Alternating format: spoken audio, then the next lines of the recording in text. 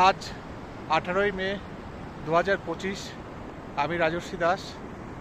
আমি দাঁড়িয়ে আছি এখন গোমুখে গঙ্গোত্রী গ্লেসিয়ারের সামনে, যেখান দিয়ে ভারতবর্ষের সংস্কৃতির ধারক বাহক গঙ্গা নদীর উৎপত্তি। ছবিতে দেখা যাচ্ছে যে ওই গ্লেসিয়ার থেকে গঙ্গা নদী বেরিয়ে এসছে, আর উপরে ভাগীরথী পিক। আমি পুরো ভিউটা দেখানোর চেষ্টা করছি।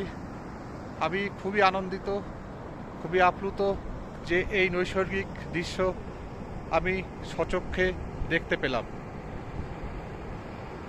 আমার খুব ভালো লাগছে, এই কারণে আমার মানব জনম আর একবার সার্থকতা লাভ করলো এই দৃশ্য দেখতে পেয়ে।